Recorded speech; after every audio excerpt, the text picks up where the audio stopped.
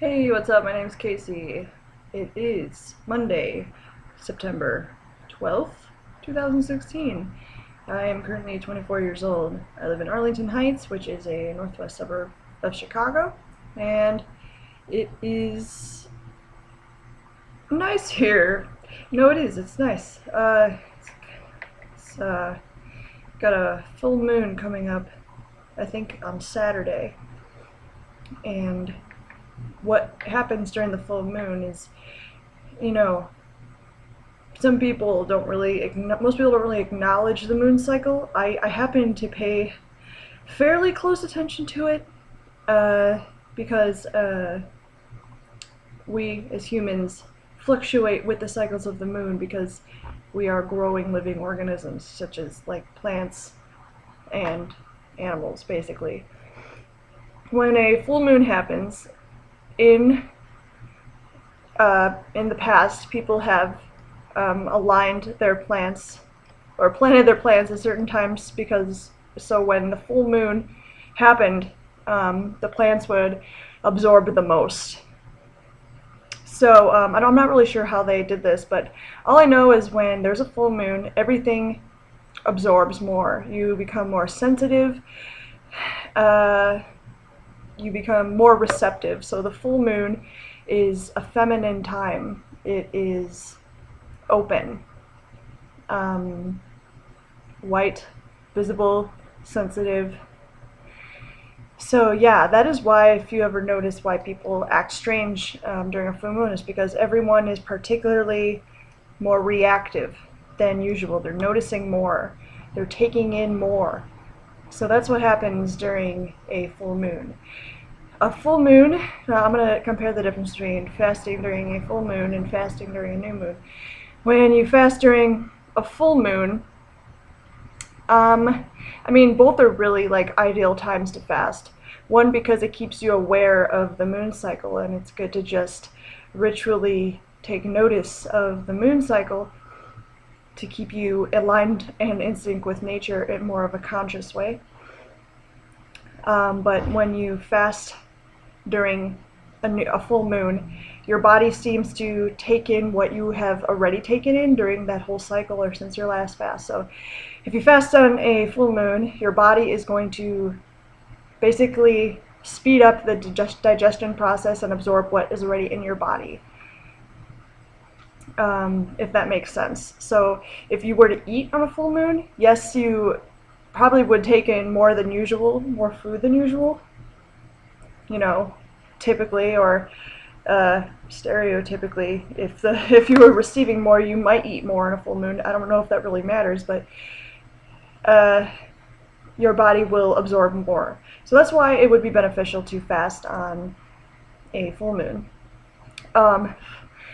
In contrast, when it's a new moon, your body is releasing everything. It's letting everything out. It's like new moons are said to be kind of a beginning. It's kind of like a vacant, kind of not as responsive kind of time.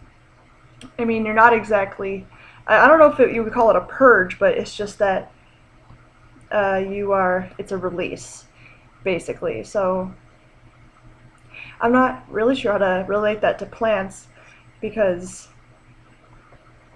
anyway, it's just a new moon is the release of toxins, which is,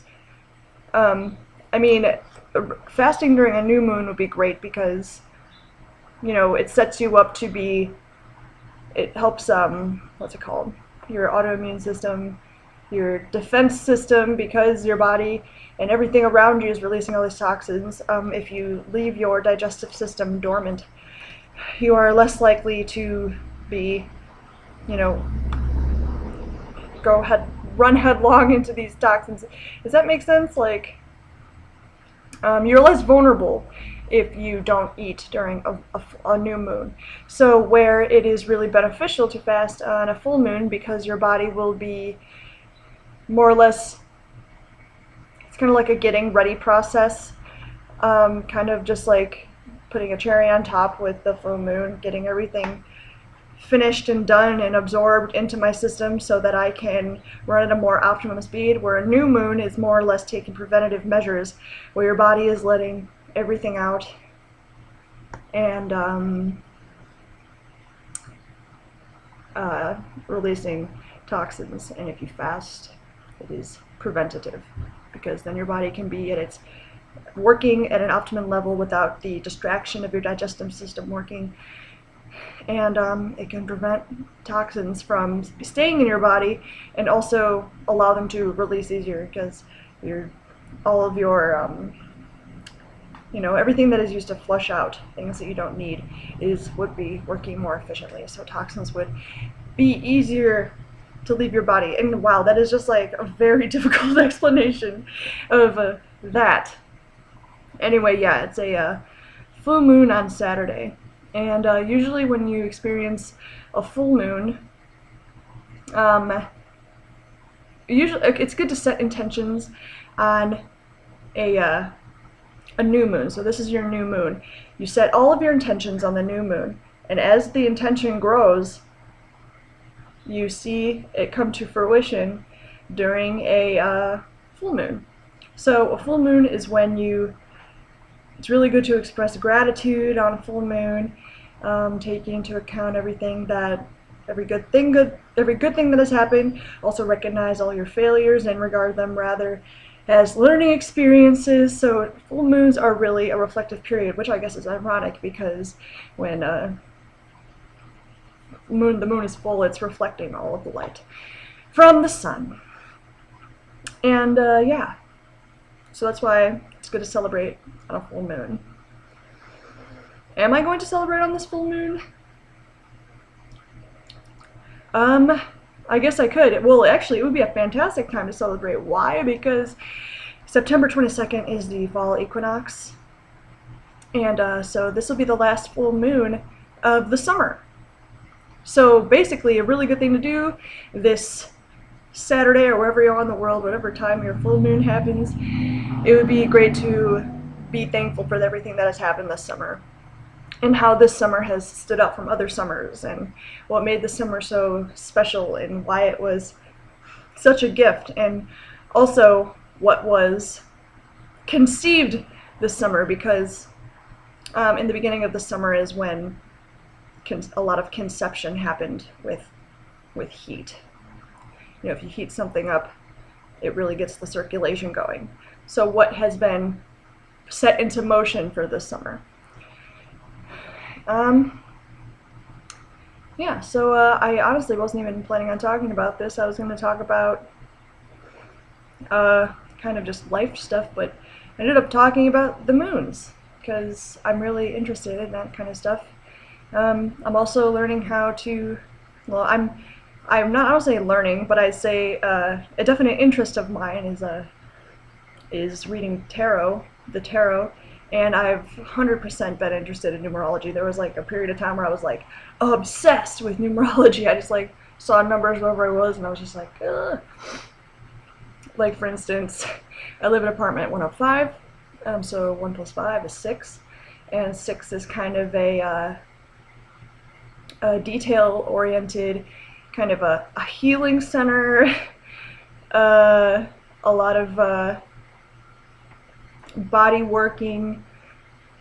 It's related to Virgo, and both me and Courtney have Virgo aspects. We both have Virgo rising, so our appearances are really kind of detail-oriented. By the way, I've been reading that new Harry Potter book. Check out my hair. It's like Harry Potter-esque perfectly. Gosh, I should just leave it like this. No one would want me to touch them for a massage, though. Anyway, I'm totally rambling now, and I didn't manage to run last night due to some circumstances. I decided that I don't want to pressure myself into trying to be ready for this marathon, because originally I was going to just run the whole time. I was going to try not to walk, but honestly, I just don't know if it's going to happen. I'm not going to pressure myself to do well. I'm just going to keep going with the training as usual. And these workouts are getting really long, so I have to start to, oh, wow. So that's something for me to recognize this summer, is that I've gotten through the first stage of beginning to run. I've gotten through all the short workouts. now I'm going to have to learn how to incorporate these longer workouts into my very busy schedule. Along with, I have to make the decision if I'm actually going to go through this class at my college, which is cardio kickboxing. And it's just like, do I really need more exercise?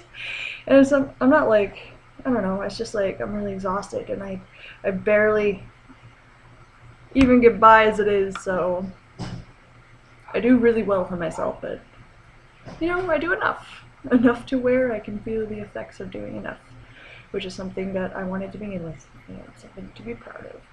Anyway, so I'm gonna start agility with my dog either this week or next week, so that's pretty exciting too. He really needs the bonding experience.